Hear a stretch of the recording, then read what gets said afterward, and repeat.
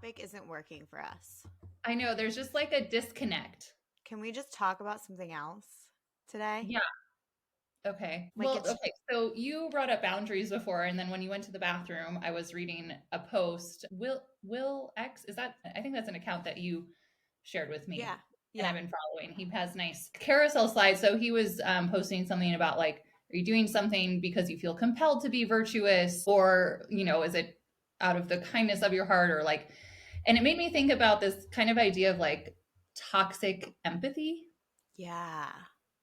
And that's really, and I think that's something that's so intertwined with boundaries. And that's something that I really had to overcome because for the longest time, I just thought I was just a very strongly empathetic person. And I felt compelled to do everything I could to make sure everybody around me was happy. And I thought that that was like a positive quality of mine until it just started to destroy me because I wasn't doing anything for myself, like truly for myself. And so it took a really, I don't want to say a long time. It took a difficult time for me to kind of unravel that and come to terms with the idea of being selfish as being kind of a good thing. And that's not to say that I don't want to take care of other people, but I've learned to prioritize myself first. Yes, because being selfish is actually the most selfless thing you can do. Because when you don't prioritize your own well being, nothing you do actually creates the ripple effect that you want to create. It's all coming from a place of desperation and emptiness. And for a lot of women, for me, it was I wanted to be loved. Like, I Mm-hmm. want to do this for you because I get something out of it. And it's Mm-hmm. not conscious. We think we're doing it to like help other people. And there's probably part of it where we are.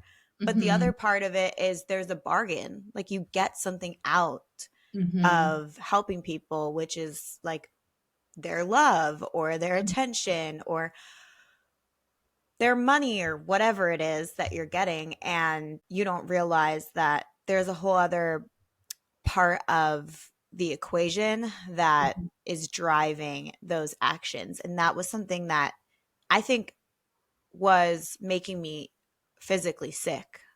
Mm-hmm. And that's what I talk about a lot on my account too is I mean, health is not just our physical body. There's no way that could exist because our relationships affect our physical experience so much and our energy. And I read a statistic recently that our inflammation is driven up so much, like especially within our brain when we have a fight with our partner. And my friend, I was at a party this week with a friend of mine, and he was telling me that he went to the doctor for something medically related, and his doctor asked him about his relationship with his girlfriend and how it's going and if they are having any problems. And he was so dumbfounded as to why his doctor would ask that. But to me, it makes perfect sense because our relationships are absolutely driving factors for our overall health.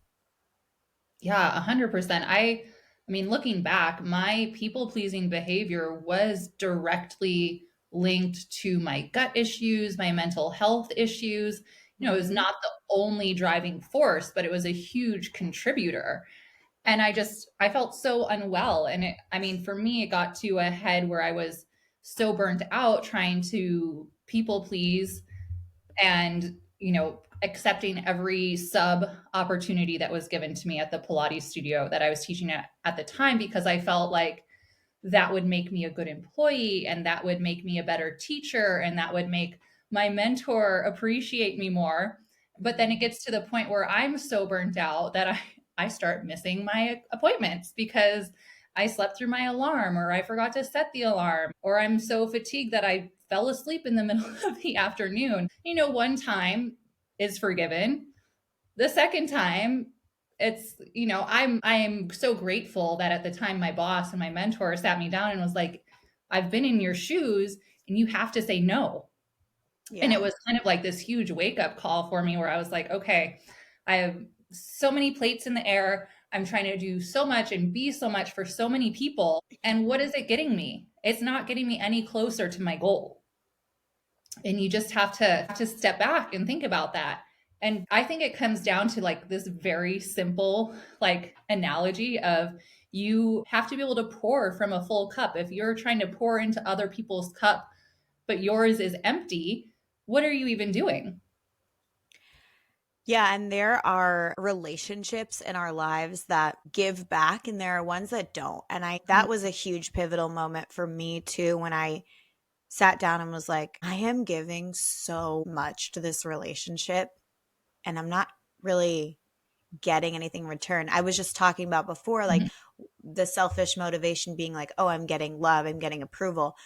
But when you're actually when your relationship depends on you Mhm. doing all the things, or else you don't get that love or you don't get that attention or you don't get that friendship from them unless you're kind of bending over backwards doing all these things to prove yourself to them and prove your devotion, Mhm. or a relationship where like it's truly equal. And no relationship is ever truly that equal, but you Mhm. can tell when someone is invested in you and you're invested in them, and it goes both ways. And when I was getting sick, I was deep in the trenches with a relationship in my life where I was just giving so much to a person that Mhm. wasn't appreciating it, wasn't even, I didn't feel like was even seeing me, and was just expecting so much. And it got to a point where I started to have to say no. And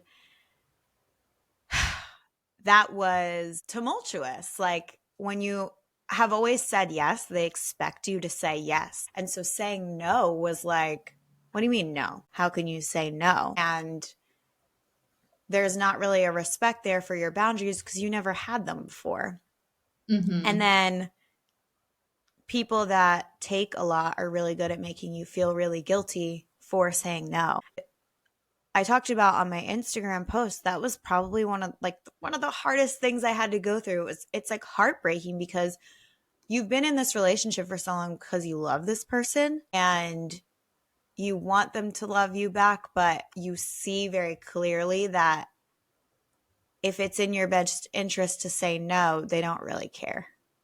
And that's hard. And it wasn't until I got really good at exercising that no muscle and disappointing people, frankly, and kind of Mhm. letting them throw their tantrums, temper tantrums, and be upset about it, that my health started to improve in amazing ways too, because I was getting my time back, my energy back, and investing into things that were good for me rather than just investing in this person. Yeah, I think it's a really hard pill to swallow. I mean, for me, it was a lot of friendships where I was pouring so much into these people that I really loved and cared about. And I felt like they also loved and cared about me. But then when it came to me needing something in the relationship, it was like, oh, well, no. Like, and they don't have any problem saying no to you. And it's like, wow, I've been so selfless with you, and you're not willing to support me in the same way that I've supported you. So honestly, for me, it took that happening a handful of times before I really started to realize that, oh, maybe there's some strength in the no, or maybe even though I felt like my heart was in the right place, it wasn't really for my own well-being. I was elevating other people above myself. And then, you think that that virtue is going to pay off in the long run, but for me, I ended up just getting burned, you know, Yeah. and that's I really difficult to go I through.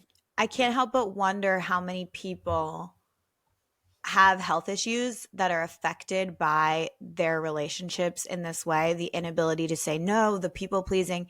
We focus so much on, oh, it's the toxins in our environment and the toxins in our food. And absolutely, those are a contributing factor. Mhm. But I don't think there's enough conversation around how much our relationships can be so detrimental to our health, and how much not being able to say no and people pleasing and trying to like prove our worth and prove our love. I think so many people have hormonal imbalance because of that, which is a very like woo woo thing to say, but I don't really think that it should be. I think that should be common knowledge.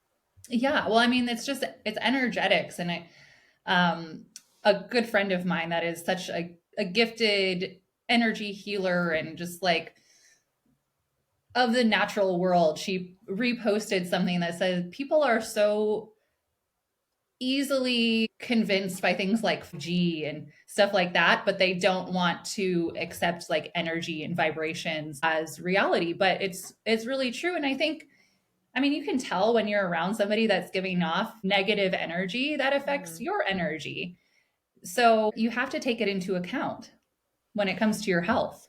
Yeah, and it's also really interesting the way that my health evolution and my relationship with other people and myself has really grown together. Like, as I've taken small steps to go from like basically hating myself and neglecting and abandoning myself by trying to prove myself to other people and trying to get them to love me back, and that like desperation, my health improved a little bit. And then as I did that, I started to really know myself better because Mhm. you're in that state, you're so codependent. You're Yes. dependent on everyone else's approval, everyone else liking you, everyone else the way that they look at you sideways. You want to please everyone. So your life is codependent. And then once you begin to cut those ties a little bit, you start to have like a relationship with yourself. And you're like, whoa, who is this person? You begin to discover who you are. I began to discover like my authenticity. Like, oh, wait, I didn't actually like doing that. Or, oh, wait, I didn't actually like those things. I Mhm. thought that was me. But now that my energy is like separated, I realize this is actually who I am. This is actually what I like to talk about. This is actually what I enjoy or what I don't enjoy. And then it became, or it's becoming now for me, like, okay, I didn't have a relationship with myself basically at all, other than like hating myself, wanting people's approval. Now I had a relationship with myself. I understand myself and my authenticity and who I am. Now that I'm there, it's like deepening my relationship with myself. What I've been talking about is the December challenge. What I realized it's doing for me is kind of growing that inner confidence muscle, because the challenges are so small, like dance for 3 minutes, walk Mhm. for 5 minutes. They're not changing our entire life, but they are tiny things that we say we're going to do, and when we follow through on that promises, you build inner trust with yourself and you build your own confidence. And so I'm currently in the act of like building my own deeper connection with myself and like becoming my own best friend and becoming my own boss and being a Mhm. good boss, like holding myself accountable, holding myself to a standard that I set for myself, which isn't mean, it's self respect. Quick interruption here. We are so excited to share something new with you. We at Inhabit Health have created a 10-week transformational coaching program called The Reset. Through weekly coaching, yoga, Pilates, and other practical tools, along with a supportive community, we are going to help you build habits that stick. Whether it's improving your sleep, managing stress, or finding a way of eating that truly works for you, whether you want to achieve your ideal weight, manage PCOS, or take control of fertility, this program is for you.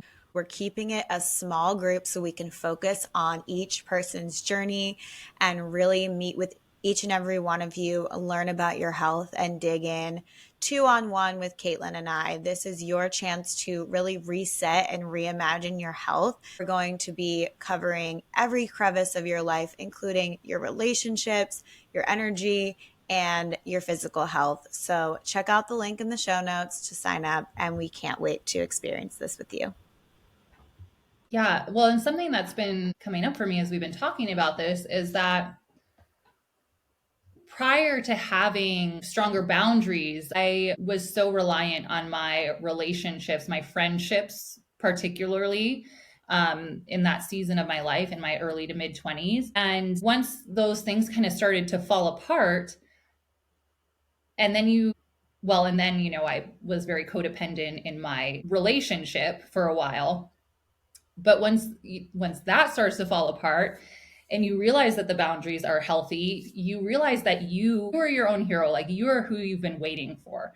Nobody Mm, is coming to save you. You have to be your own advocate. This is something that we talk about all the time, but in this context, I think it's so important because now, I don't have as many close friendships as I used to have. And sometimes I think about that and it's like a little bit wistful.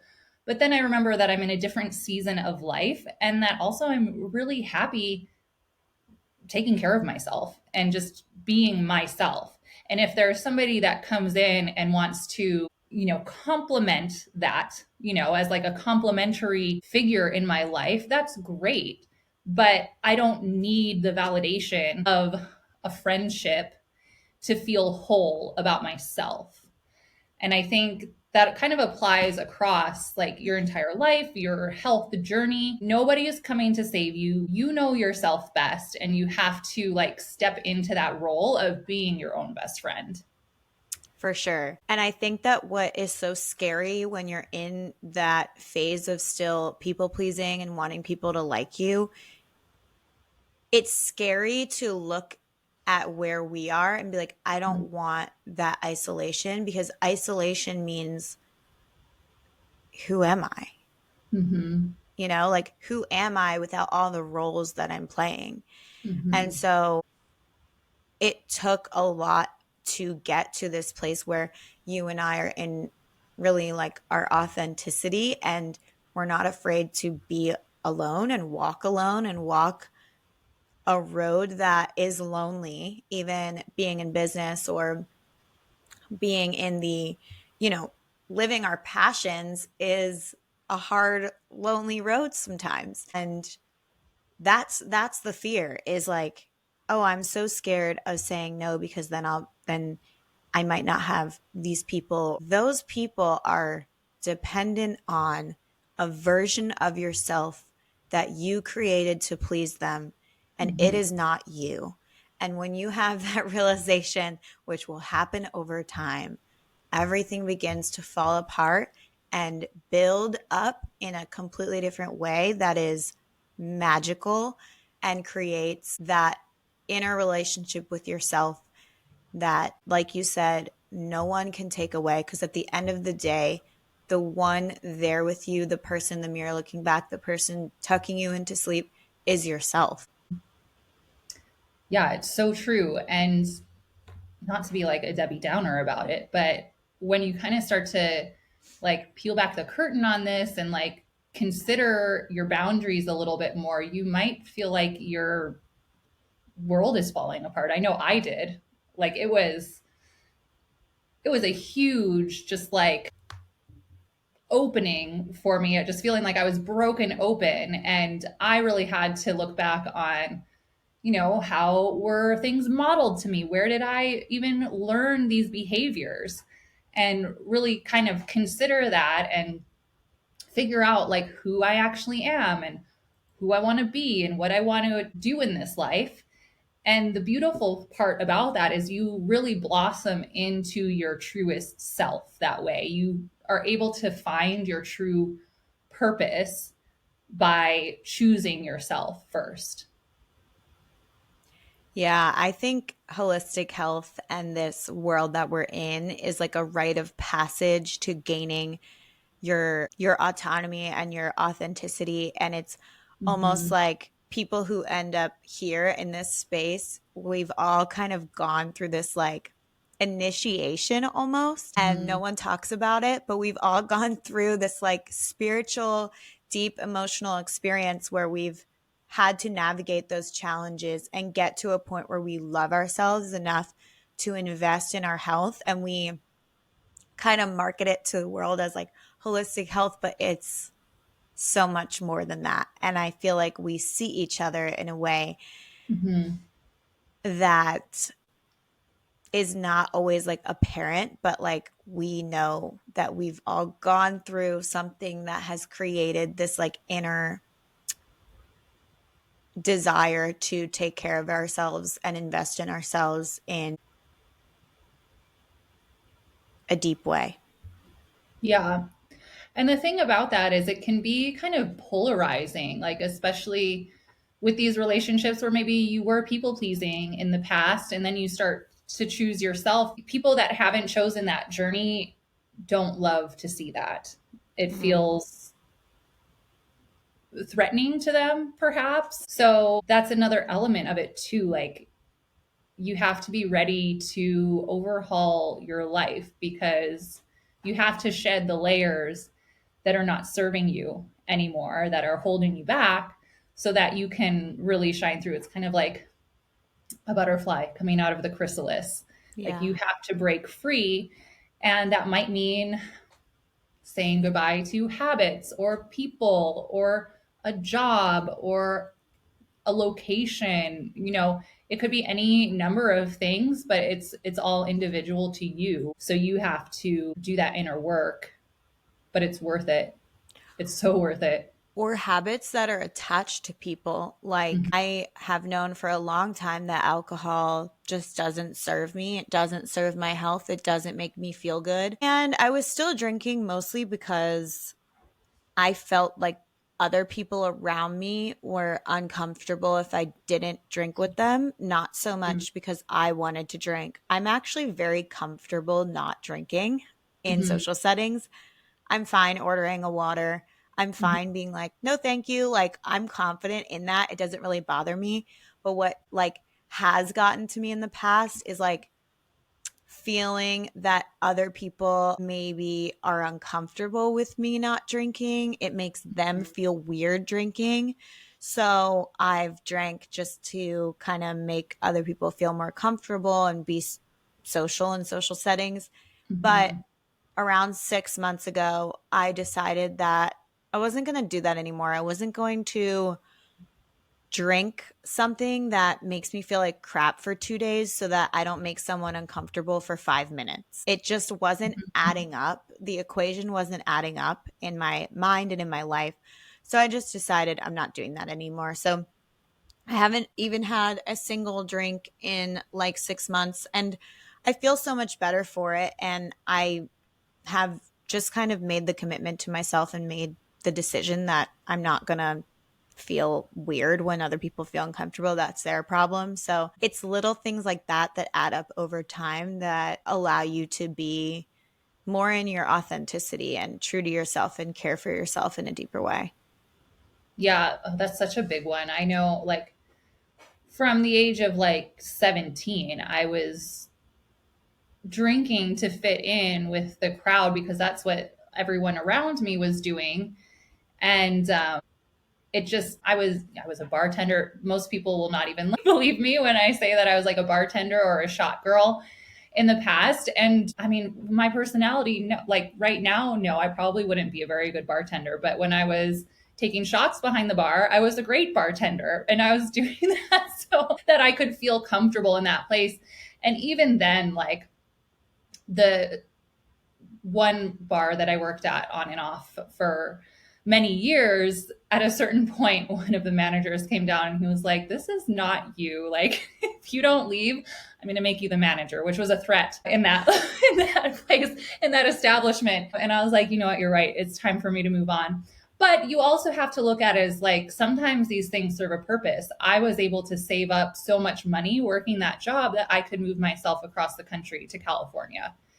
So I think that we outgrow things and we start to, like, as time goes on, as you age, as you have different experiences, you start to notice when things are just not a fit anymore. And sometimes we ignore it. Mm-hmm. With the drinking, I ignored it for a long time. Probably stopped drinking as much in like 2020. And then maybe about 2 or 3 years ago, completely stopped drinking. And it wasn't really something that I felt like I needed to advertise to people. It was just like, I feel less and less aligned with this. Mm-hmm. And it for sure separated me from people in my life and friends that I really, I still care about them, but we're just on different paths in our lives.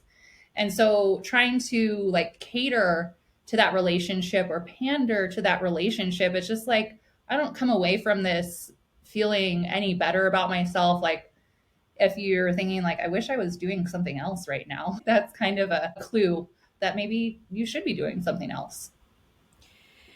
Yeah, and you brought up a good point too with the bar you worked at and making money. And there's always some type of like sacrifice that comes from cutting something like that out. And when I posted recently about how I cut out alcohol, a lot of people messaged me being like, I'm scared too because of isolation, or I have, and people stopped inviting me places, or I just don't have as much of a social life. And that can be a really hard trade off. And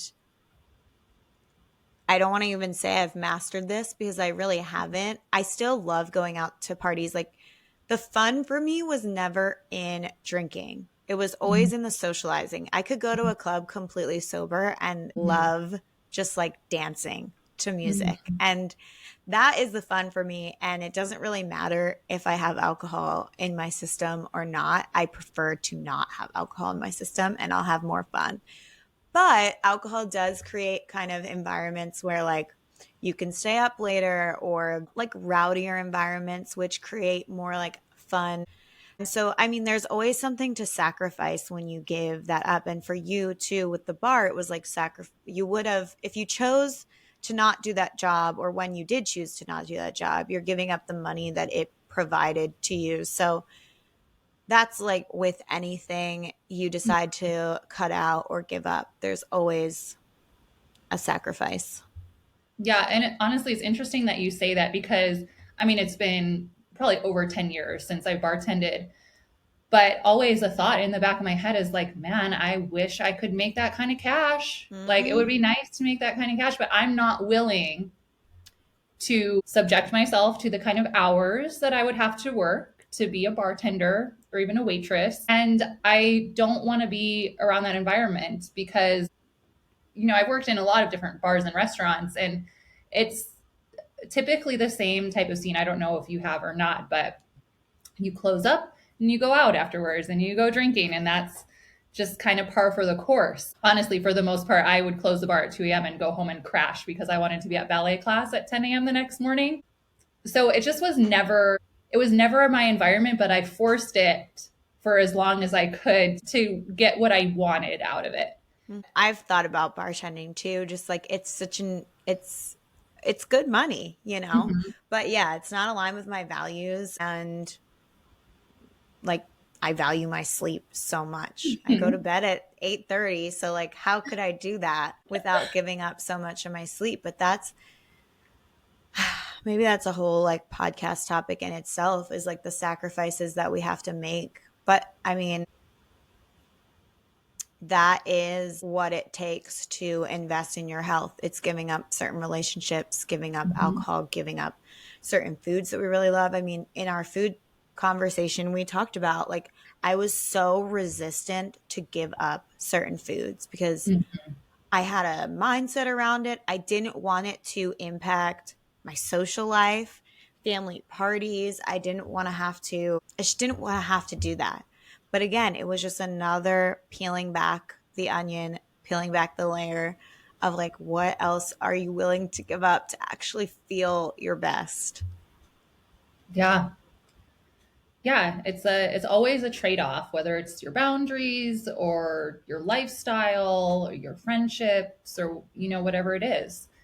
You can't have everything. I think that maybe is a lesson here. Like you have to choose what is most important to you. And hopefully that's yourself. Yeah, I feel like that's a pretty good place to that's all I wrap it up. got. Yeah.